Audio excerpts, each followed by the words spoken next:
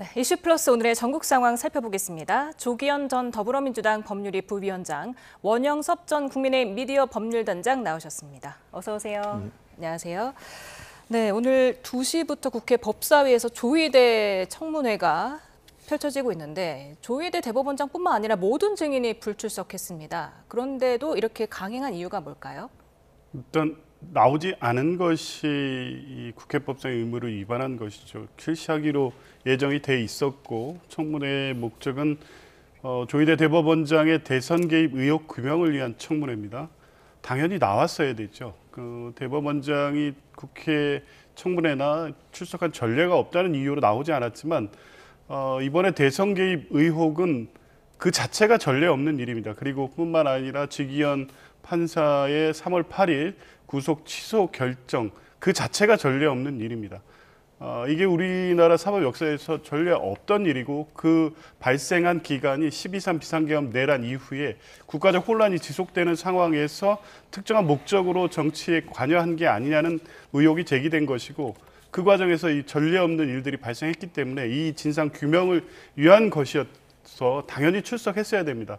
출석 이전에 민주당에서는 조희대 대법원장과 지기현 재판부와 관련해서 계속적으로 입장 표명 내지 지기현 재판부의 재판 배제를 요구했지만 전혀 받아들여지지 않고 지금까지 온 겁니다. 이번 억울하고 민주당 주장이 타당치 않다면 출석해서 소명할 일이지 이렇게 불출석하는 방식으로 국회에 적법한 절차를 거부하는 것은 납득할 수 없는 조치이고요. 민주당은 아마 오늘 취지와 내용에 대해서 일방적으로 얘기하는 수준에서 진행이 됐지만 추후에 현장 검증이라든가 국정감사 등을 통해서 제기된 문제에 대해 사법부의 명확한 답변을 들어야 된다는 입장에는 변화가 없습니다. 예, 민주당은 그래서 다음 달 국정감사를 청문회 수준으로 하겠다면서 하루였던 국정감사를 이틀로 늘렸어요. 현장으로 가겠다는 건데 국민의힘에서는 어떻게 보고 있습니까? 지금 하고 있는 청문회는 명백히 위헌적인 청문회입니다. 무슨 말이냐면 결국 이제 조희대 대법원장이나 지기현 판사를 불러서 이야기하고 싶은 거는 왜 그때 구속 취소를 했느냐 또는 왜 그때 선거법 위반으로 파기환송심을 했느냐 요 부분에 대해서 질문할 것이 거의 예정돼 있는 거죠. 그런데 청문회는 그 재판에 관여하는 내용으로 이루어져서는 안 됩니다. 무슨 말이냐면 그것이 명백하게 헌법이 규정하고 있는 사법부의 독립이며 법관의 독립이기 때문입니다.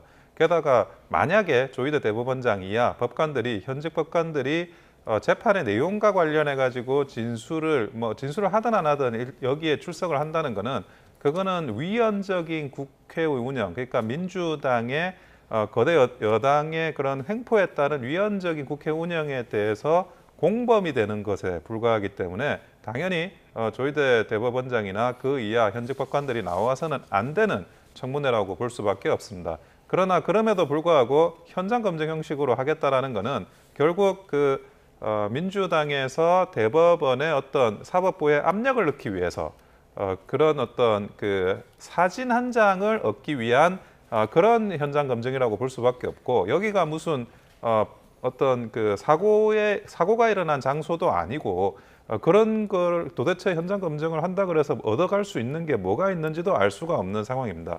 마치 여당이 아닌 야당의 입장에서 사법부의 독립을 침해하고 사법부의 어떤 재판 진행 과정에 압력을 가하기 위한 그런 그 아주 있어서는 안 되는 그런 위헌적인 행태를 보이고 있는 겁니다. 네, 그러니까 13일 대법원 국감은 이제 그대로 국회에서 하고 15일 추가된 거를 대법원으로 찾아가겠다는 건데 네. 이제 국민의힘에서는 원래 국회에서 하기로 걸 왜 현장까지 찾아가느냐 그리고 하루짜리를 왜 이틀로 늘리느냐 이해가 안 간다는 겁니다. 위원회 의결로 얼마든지 할 수 있는 거고요. 검증의 필요성이 있기 때문에 위원회가 의결한 겁니다. 왜냐하면 지금 요구하는 것은 지금 국민의힘 측의 주장처럼 재판의 결과 또 과정의 어떤 평의 결과의 내용 그러니까 재판에 영향을 미칠 수 있는 요소를 들여다보겠다는 게 아닙니다. 4월 22일 날 오전에 소부에 배당됐다가 직권으로 합의부에 재배당하고 다시 이틀 후에 사실상 평일을 거쳐 결론을 냈습니다.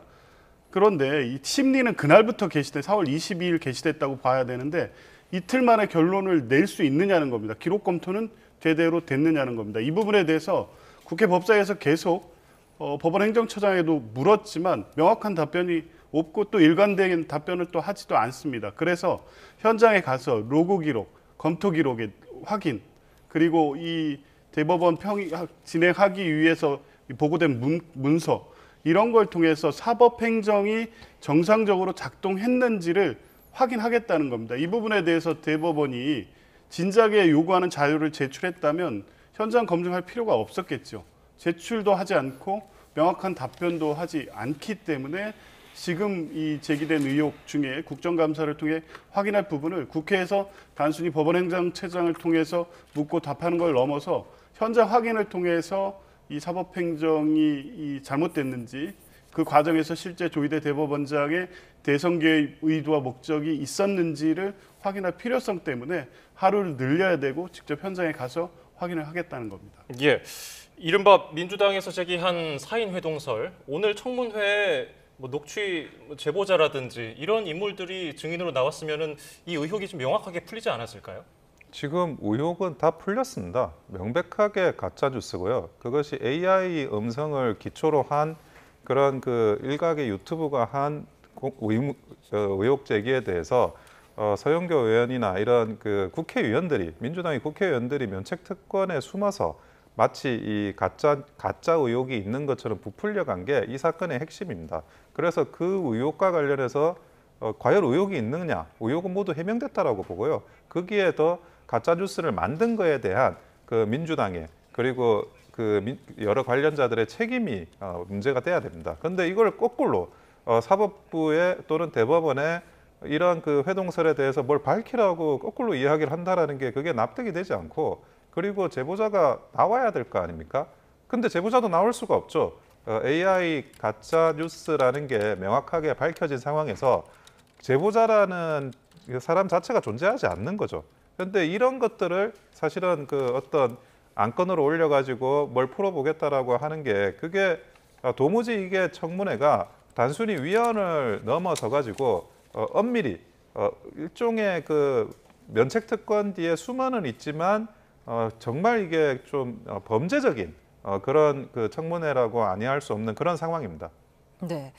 나경원 국민의힘 의원은 이번 청문회를 두고 천하제일의 거짓말 대회가 될 거다 이렇게 말을 했는데 오늘 청문회 어떻게 평가하십니까? 무슨 거짓말이 있는 거죠? 지금 말씀하셨지만 AI에 의해서 조작된 가짜 뉴스라는 것은 제보자의 음성 자체가 없는데 완벽하게 내용을 집어넣어서 AI가 만들어냈다는 건데 그건 아니라는 입장을 최초 이 영상을 올린 열린공감TV 서영교 의원이 동시에 확인하고 있지 않습니까? 통상석 수준의 음성 변조인 거고 이 발언을 한 녹취는 존재한다는 겁니다.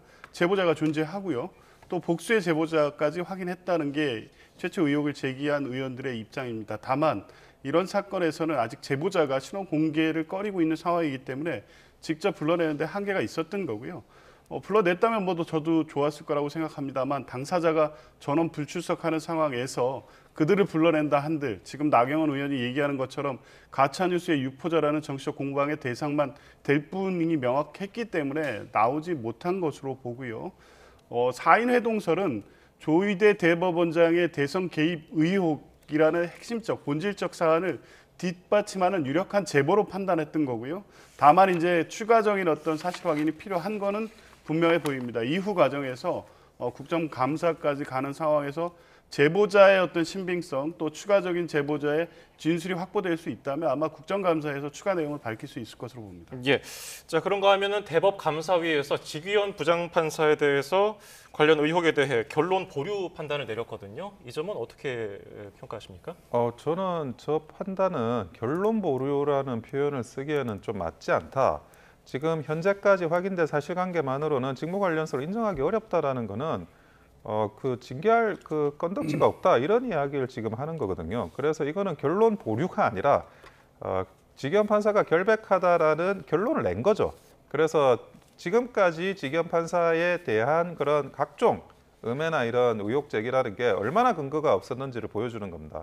첫 번째 이제 대법원에서 자체 감찰을 했을 때 거기에 대해서 당연히 그 의혹이라고 할 만한 부분이 없다라는 걸 일단 1차 판정을 했고, 이번에 내린 판정은 그래서 뭐 많은 분들이 그 자체 판정을 하니까 그게 문제가 아니냐 여기에 대해서 의구심을 내시니까 그 외부위원으로 구성된 한 명 빼고 나머지 전체가 외부위원으로 구성된 다시 한 번 더 이 감찰을 한번 해보자 해가지고 그런 위원회에서 결론을 낸 것이기 때문에 여기에 대해서는 뭐 더 이상 이 지기현 판사를 상대로 했던 그동안의 모든 음해나 이런 것들이 단순히 말 그대로 음해였다는 걸 확인을 해주는 겁니다. 이거는 결론 보류가 아니라 지기현 판사가 결백하다라는 것 그리고 그동안 본인한테 일어났던 음해가 무고에 가까운 그런 근거 없는 음해였다는 것을 인정해 주는 결론이라고 보여집니다. 네. 그런데 지금 대법원이 이 결론을 공개하면서 이례적으로 4쪽짜리 보도 자료를 배포를 했고요. 전현희 민주당 최고위원이 사법부가 법사위 청문회 당일에 지기현 면죄부를 발부한 거다 이렇게 비판을 하더라고요. 그러니까 내용도 그렇고 시점도 그렇고 절차도 그렇고 지기현 판사가 의혹 제기 최초 후에 법원에서 그것도 이례적으로 본인의 신상 발언했던 내용을 확인하고 뒷받침해주기 위해서 자기적으로 만들어졌다는 의심을 지우기 어렵습니다. 그러니까 지금까지 제기됐던 의혹에 대한 지기현 판사의 답변 내용을 하나하나 원래 관여자들의 진술을 통해서 확인하고 거기에 몇 가지 뭐 그날 사용한 영수증 등을 첨부한 것으로 보이는데요. 그게 지금 의혹의 본질적 핵심적인 문제를 완벽히 해소했다고 볼 수 없습니다. 그렇기 때문에 최종 결론이 보류 아닙니까? 그리고 공수처 수사를 통해서 밝혀져야 된다는 겁니다. 그렇다면 대법윤리감사실이 누구나 할 수 있는 정도의 조사 내용만을 가지고 이렇게 섣불리 그것도 청문회가 예정돼 있는 당일에 발표한 것은 이 청문회를 통해서 지기현 판사와 관련된 여러 가지 의혹, 접대 의혹을 포함한 3월 7일에 윤석열 전 대통령에 대한 구속 취소 결정이 정치적 동기 없이 이루어졌는지에 대한 의혹 제기를 사전에 차단할 목적으로 어설프게 만들어진 결과 보고서를 발표했다. 이렇게 볼 수밖에 없는 것이고요. 그 신빙성 문제는 최초 지기현 이 판사가 이 관련돼서 했던 해명의 내용이 발언이 조금씩 바뀝니다. 오늘 결과 보고서는 지금까지 없던 내용. 그러니까 2차 지금 유흥주점 룸사롱이라고 그 의혹 제기했던 곳에 가서 술까지 마셨다는 거 아닙니까? 이전에 이런 내용이 밝히지 않았습니다. 그러니까 왜 일부 사실관계에 어긋나는 이 사실관계를 이제야 밝히냐는 겁니다. 어떤 사건에서 사실관계에 대한 진술이 청문회 증인 명단에 포함됐지만은 출석하지 않은 조희대 대법원장, 지기현 부장판사에 대한 두 분 논평 들어봤고요. 이 청문회를 두고서 여권 인사인 이석연 국민통합위원장이 쓴소리를 했거든요. 이건 어떤 의미로 읽으셨습니까? 아무래도 이 청문회가 가지고 있는 목적이나 절차나 이런 것들이 기본적인 법조인이라면 도저히 받아들이기 힘든 그런 청문회로 진행이 되고 있습니다. 그런데 뭐 이석연 그분뿐만이 아니라 그 여권 내에서도 다양한 지금 목소리가 과연 이런 청문회가 도대체 무슨 의미가 있는 건지에 대해서 제기하고 있는 걸로 알고 있고요. 그런데 그런 부분에 대해서 조금 더 이 그 국회의 거대 그 여당 역할을 하고 있는 민주당이 자신을 좀 돌아봐야 되는 문제가 아닌가라고 그 생각이 들 수밖에 없습니다. 지금 사법부가 가지고 있는 그런 위상 그리고 대한민국의 헌법이 가지고 있는 그런 권력 분립, 삼권 분립이 제대로 지금 작동되지 않는 이 굉장히 그 어려운 그런 상황 속에 그 민주당이 이 상황을 만들어가고 몰아넣고 있다라고 볼 수밖에 없고요. 거기에 대해서 지금 현재 그 이석연 위원장이 이런 부분에 대한 경고 메시지를 날리는 것은 본인이 국민통합위원회로서 이재명 대통령도 이야기를 했지만 뭐 민주당의 어떤 수장이 아닌 국민 전체의 수장으로서 국민의 권익을 정진시켜야 되는 자신의 그런 임무를 이야기를 한 적이 있는데 국민통합위원장도 결국 국민 전체의 그런 이익을 위해서 과연 이 사법부의 존립, 사법부의 독립성이 어떻게 진행돼야 되는지에 대한 깊은 이해를 바탕으로 이런 그 쓴소리, 냉정한 비판을 한 거라고 보여집니다. 네, 민주당은 사법개혁특위가 준비한 사법개혁안을 원래는 어제 공개하기로 했다가 추석 이후로 미뤘거든요. 그 미룬 이유가 뭡니까? 뭐 여러 가지 지금 민감한 이슈 또 개혁안들이 계속 쏟아져 나오고 있기 때문에 일종의 선택과 집중이라고 봅니다. 특히 그 사법개혁안의 전제인 조희대 대법원의 이 대선 개입 의혹과 관련해서 청문회가 실시되고 있고 이후 국정감사에서 이제 추가적인 어떤 문제 제기를 하고자 하는 계획까지 세웠기 때문에 아마 추석 연휴를 지나고 좀 더 완결된 입장으로 좀 정리할 부분도 있었던 것 같고요. 그렇게 발표하는 게 맞다는 지도부의 판단이 있었습니다. 예. 자, 그리고 재판 소원 부분 4심 재판부 얘기가 나왔다가 다시 들어갔거든요. 이 점은 왜 그렇다고 보세요? 헌법에 대해서 제가 뭐 청문회부터 위헌적인 행태라고 계속 지적을 하고 있는데 기본적으로 대한민국의 그런 사법 시스템은 3심제입니다. 대법원을 정점으로 한 3심제가 헌법이 예정하고 있는 그런 사법 질서인데 근데 지금 4심제 이야기를 하는 거예요. 대법원에서 확정이 된다고 하더라도 그걸 다시 들여다보고 이걸 판단할 수 있는 4심제를 지금 아이디어로 낸다는 것 자체가 최소한의 그런 그 대한민국의 헌법 질서, 헌법의 가치를 무시하는 그런 그 행태라고 볼 수밖에 없고요. 그리고 뭐 4심을 하더라도 이재명 대통령의 그 공직선거법 위반이 저는 무죄화되기는 어렵다고 보고 만약에 4심에도 무죄가 안 되면 5심제를 할 건지 6심제를 할 건지 7심제를 할 건지 되물어 볼 수밖에 없는 그런 상황이라고 보여집니다. 네. 그런가 하면 오늘 국무회의에서 검찰청 폐지를 골자로 한 정부조직법 개정안이 의결이 됐습니다. 지금 78년 만에 이제 내년에 역사 속으로 검찰이 사라지게 되는 거잖아요. 각종 부작용을 줄일 수 있는 방법이 뭐가 있을까요? 부작용을 미리 우려할 필요는 없을 것 같고요. 지금 이제 문제 제기된 부분들이 검찰청 폐지, 중대범죄수사청 설치, 공수처 설치와 관련해서 이제 경찰이나 중대범죄수사청 등의 이 수사를 적절하게 견제하고 통제할 수단이 제대로 갖춰져야 된다 이겁니다. 그래서 이걸 일각에서는 이 보안 수사권, 그러니까 공소청의 보안 수사권을 둬야 된다고 주장하는 분들이 있고, 보안 수사권을 두는 것은 수사 기소 분리를 취지에 이번 이 정부조직법 개정안의 취지와 정면으로 반한다. 결국에 기소와 수사권을 독점한 기존의 문제를 해결하지 못하고 과거로 돌아갈 수밖에 없다라는 문제 제기가 민주당의 지금 주류 의견이기 때문에 수용되기는 어렵고요. 그래서 보안 수사 요구권에 대한 논의가 있을 수 있을 것 같습니다. 그리고 경찰이 주요 수사에 대해서 임의로 실제 피해자나 이런 입장을 고려하지 않고 자의적 판단에 의해서 사건을 불송치하고 종결하는 이 사항을 막기 위한 절차 이런 부분도 문제가 제기될 수 있습니다. 이에 대해서는 관련돼서 경찰의 그런 직무유기와 관련된 특별한 어떤 처벌 조항을 둠으로써 문제를 해결할 수 있고요. 결국 국무총리 산하에 설치되는 검찰개혁 TF를 통해서 하나하나 좀 문제를 해결해갈 예정입니다. 예, 오늘 국무회의에서 이재명 대통령이 검찰에 대해서 비판한 내용이 있는데요. 듣고 오겠습니다. 검사들이 되도 않는 거 기소해가지고 무죄 받고 나면 면책하려고 항소하고 면책하려고 상고하고 그러면서 국민들한테 고통 주는 거 아니에요. 네. 이걸 왜 이렇게 방치합니까? 우리 국민주권정부가 출범한 이후에는 거의 저희들이 제안을 하고 있고요. 제가 주요 사건 관련해서 직접 지휘를 하고 있습니다. 그렇기 때문에 이걸 규정을 좀 확실하게 해야 될 것 같습니다. 형사소송법 개정해갖고. 네.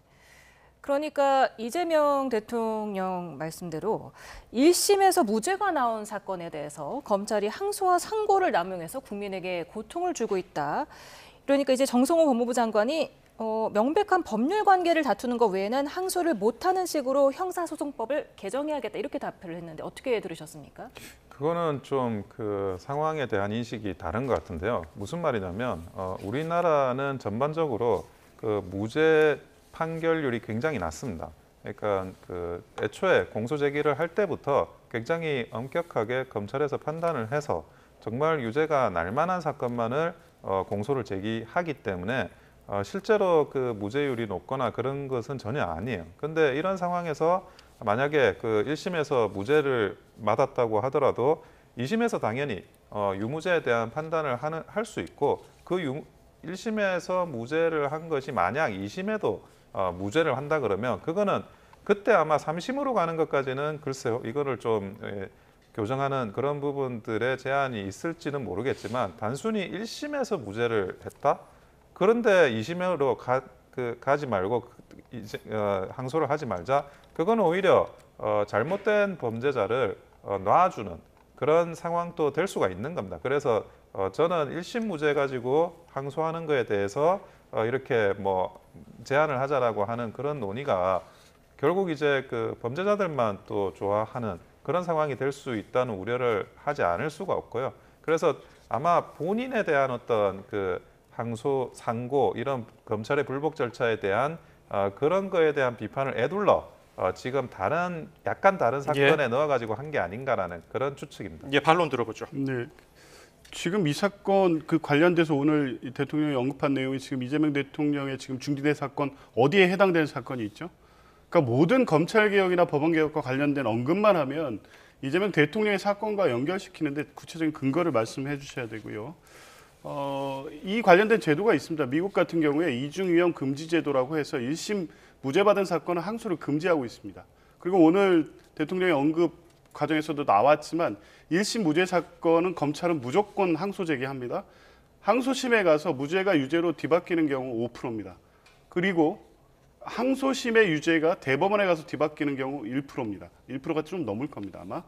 그러니까 이 1심에서 3인이든 뭐 재판부가 무죄한 선고한 사건을 대법원까지 확정해 가는 과정에서 실제 피고인은 본인이 무죄라는 최종 확정을 받기 위해서 몇 년 동안 재판에 다녀야 되고 그것은 그냥 단순하게 재판을 받는다는 것을 넘어서 본인의 어떤 범죄자로서 주변에 인식되는 그 자체가 굉장히 고통스러운 과정임에도 불구하고 검찰은 무죄 항소, 무죄 상고를 본인들의 면책 수단으로 사용하고 있다. 이렇게 볼 수밖에 없는 겁니다. 실제 이 통계적으로도 봤을 때 이런 정도의 통계면 1심 재판부의 충실을 기한 심리를 통해서 아까 말씀드린 미국과 같은 이중위험 금지 제도 형태를 도입하는 것이 형사사법의 정상화에서 맞다는 취지이고요. 이 부분은 상당히 공감대가 있을 수 있는 내용이라고 봅니다. 네. 그런가 하면 오늘 김건희 특검에 파견된 검사 40명 전원이 검찰청 폐지에 반발하면서 검찰 원소속으로 조기 복귀해달라 이렇게 또 요청을 했더라고요. 검찰청이 폐지되고 있는데 검사들이 그동안 너무 조용하게 있는 것 자체가 굉장히 이례적이었습니다. 특검이라는 구조를 살펴보면 그 특검은 수사와 기소가 하나의 그 단체에 지금 들어가 있는 거거든요. 그동안 뭔가 그 검찰권이 남용됐다 이런 식으로 이야기를 하면서 수사와 기소를 분리하자라고 해가지고 지금 검찰개혁법이 통과가 되지 않았습니까? 그런데 특검은 수사와 기소가 하나로 있는 건데 그러면 그것은 검찰의 어떤 그 권한이 남용되고 있는 건가요? 아니면 특검의 권한이 남용되고 있는 건가요? 이렇게 굉장히 모순적인 존재의 그 파견 검사들이 지금 특검에서 활동을 하고 있는 상황입니다. 이런 상황에 대해서 특검에 대한 어떤 더 이상 이렇게 그 복귀를 하고 싶다라고 이야기하는 거 그거는 뭐 지극히 당연한 그런 문제 제기라고 볼 수밖에 없고요. 기본적으로 모든 공무원들은 본인한테 주어진 임무가 헌법적으로 과연 정당한 건지에 대한 자기만의 그런 판단을 해야 될 필요가 있습니다. 지금 그 특검에 파견 나가 있는 검사들도 그럼 어쩌자는 거냐 하는 그런 제기에 대해서 그런 문제의식을 가지고 이런 특검에 복귀를 타진한다 이런 것들은 뭐 충분히 제가 다시 말씀드리지만 있을 수 있는 이의제기라는 말씀을 드립니다. 예, 자 끝으로 이 내용도 짧게 짚어보겠습니다. 진종호 국민의힘 의원이 민주당에 대해서 종교단체 신도 활용 시도 의혹으로 고발 계획을 밝혔습니다. 관련된 이제 뭐 상대 입장도 나왔는데 저희가 그 내용은 이어지는 뉴스에서 전해드리고요. 일단은 이 부분에 대한 논평을 좀 들어볼까요? 일단 뭐 정청래 대표는 즉각 윤리감찰단을 통한 진상규명을 지시를 했고요. 글쎄요 내용은 확인을 해봐야 됩니다만 2026년 지방선거에 대비해서 뭐 했다는 내용인데 일단 이 제보가 청취된 경위 그리고 제보자 여러 가지 종합 상황을 볼 때 실제보다 과장돼 있을 가능성이 높아 보입니다. 그러니까 국민의힘이 지금 통일교라든가 신천지 관련돼서 권성동 의원이 구속되고 계속되는 수사를 받고 있는 과정에서 이런 정도의 사건이면 대략 비슷하게 어떤 상황을 만들어서 민주당도 끌고 들어갈 수 있겠다라는 판단이었던 것 같은데 시의원이 다른 어떤 정책적 지원을 요청하는 민원을 받는 자리에서 선의로 했던 어떤 얘기 그리고 실제 당비 대납이라든가 불법에 이르는 것을 먼저 요구하거나 그걸 지시해서 종교 단체에 있는 분들을 당원을 강제로 가입시키려 했다. 여기까지는 확인되지 않은 사실이어서 지금 국민의힘에 그 받고 있는 의혹, 권성동 의원을 통한 통일교의 이 그 전당대회 개입이라든가 이 사안과는 본질적으로 다릅니다. 예, 김경 민주당 시의원도 해당 의혹은 악의적 주장이라고 반발했다는 내용까지 저희가 반대 입장까지도 전해드리겠습니다. 지금까지 조기현 민주당 전 법률위 부위원장, 원영섭 전 국민의힘 미디어 법률단장이었습니다. 감사합니다. 감사합니다.